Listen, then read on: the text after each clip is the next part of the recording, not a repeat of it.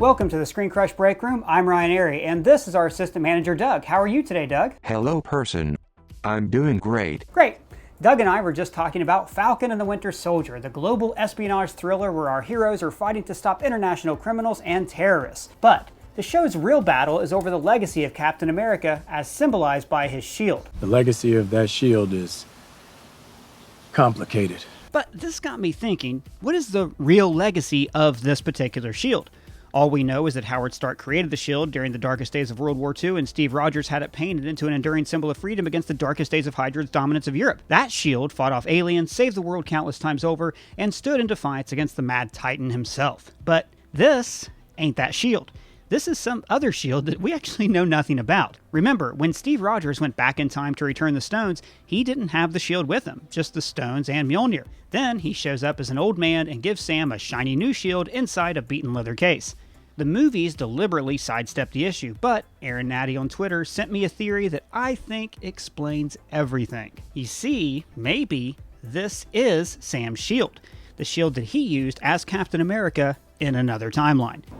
Whoa. So let's take a closer look at Aaron's theory and see if it passes the smell test. I am ready. I smell very well. First of all, remember the time travel rules that Endgame explained. If you travel to the past, that past becomes your future. And your former present becomes the past, which can't now be changed by your new future. Actually, wait, never mind, that's too complicated. Basically, whenever someone travels back in time, they create a branch in the timeline. As the Ancient One explained to Banner when the Avengers removed the Infinity Stones, they created branches in time. And in the Loki trailer, we've already seen that Loki will be responsible for clipping these extra branches off the timeline. You picked up the Tesseract, breaking reality. I want you to help us fix it. This is why Steve Rogers had the mission to return the stones, to repair the timeline and set every reality back on its course with its Infinity Stones intact. But there's one pretty glaring inconsistency.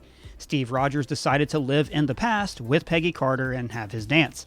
Now, this actually raised a lot of questions that I attempted to explain in our Endgame Ending Explained video. But believe it or not, there actually are two different explanations for what happened here. Screenwriters Christopher Marcus and Stephen McFeely maintain that Steve traveled to the past of the current MCU timeline. So when Peggy Carter says, "He saved over 1,000 men, including the man who would become my husband, as it turned out," she was actually talking about Steve. It means that when Steve visited Peggy, old Steve was hiding in the next room. It also means that this old guy at the funeral is Steve, and that Sharon must have really had the hots for Uncle.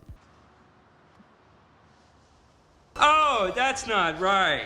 Not to mention that if Steve Rogers was secretly living in the MCU timeline all along, then it would mean that he did nothing for decades while Bucky was being tortured by Hydra. He let Hydra take over S.H.I.E.L.D., let Howard and Maria Stark die, let the aliens invade, Ultron, Thanos snap, you name it. I don't think Steve could do this. He couldn't sit by and watch all this suffering take place. So the screenwriters' take that Steve was living in the MCU timeline it's dumb. No wonder the Russos presented an alternate take, that Steve lived his life with Peggy, then returned to the main timeline to give Sam the shield. Now this is a pretty exciting theory. I'd like to imagine Steve returning the stones, having an H2H with the Red Skull, then finding a new timeline where he could set things right. That's right. Steve deliberately created an alternate, perfect timeline. So the theory goes like this. Steve arrives in the 1940s, and the first thing he does is save Bucky and stop Hydra from regrowing. How did he do this? Well, Doug, remember that Zola did join S.H.I.E.L.D. as part of Operation Paperclip, the real-life program to let Nazis join the U.S. defense structure. Not a great plan. It was Zola who regrew Hydra like a beautiful parasite. But according to the show Agent Carter, Zola was still in prison in 1946 when the show takes place. And America is a land of opportunity.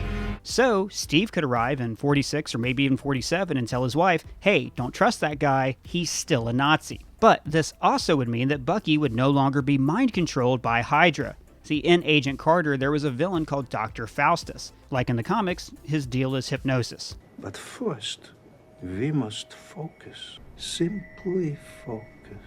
Now in the show, Faustus was undercover for the Kremlin and not Hydra. But then, in prison, he meets Arnim Zola. Zola brings him over to Hydra. So fast forward 70 years to the show Agents of S.H.I.E.L.D. Season 2, when we see that Hydra is brainwashing S.H.I.E.L.D. agents with a mind control device called the Faustus machine. So Dr. Faustus's techniques live on for 70 years through this machine. Now do you see where I'm going with this? We can infer that these same techniques were used to brainwash Bucky. Happy to comply.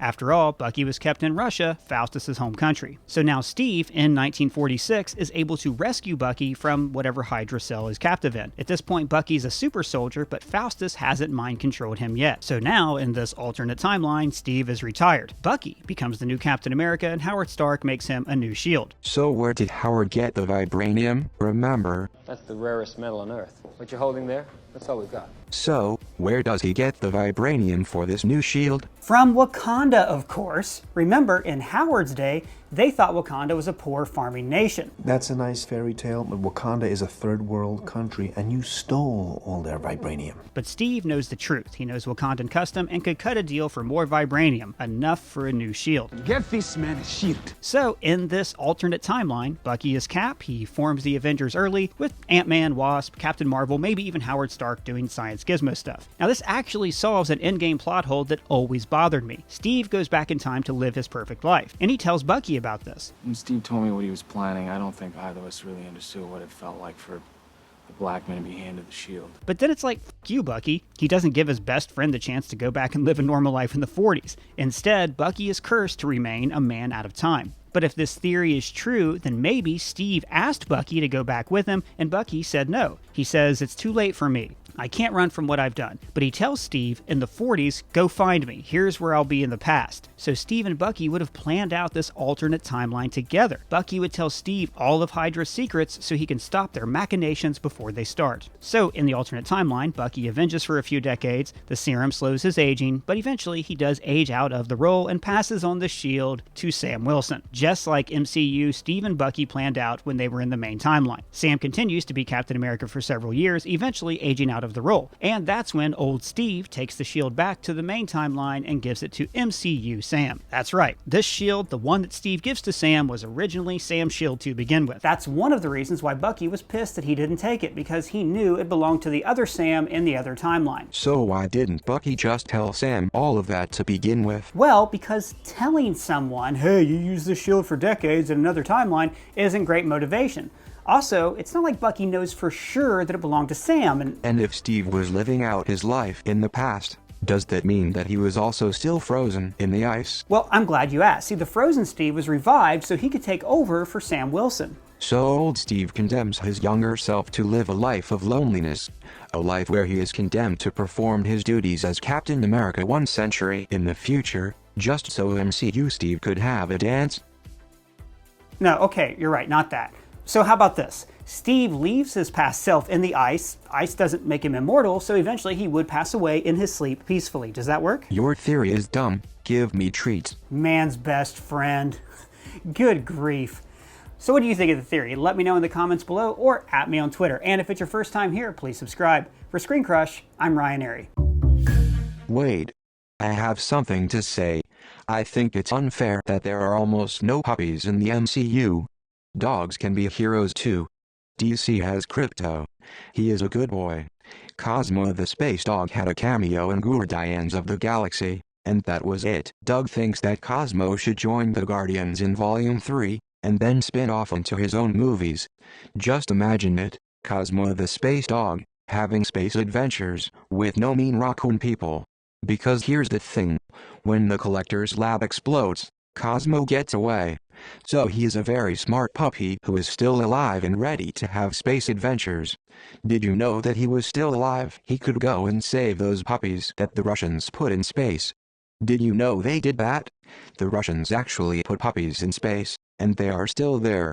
Those Russian dogs are puppy heroes, and they should be in a movie. Cosmo the space dog would save the Russian space dogs and they would fly around together, saving people and peeing on planets. That movie would make a lot of money. That would make at least 5 money. Is 5 a lot? 5 money seems like a lot. He might even be the power broker. That would be great. The power broker turns around in a chair and it's a dog in a spacesuit. This is fun. I like hanging out with you. Talking about movies. We have a real good time, person. Thank you for watching it.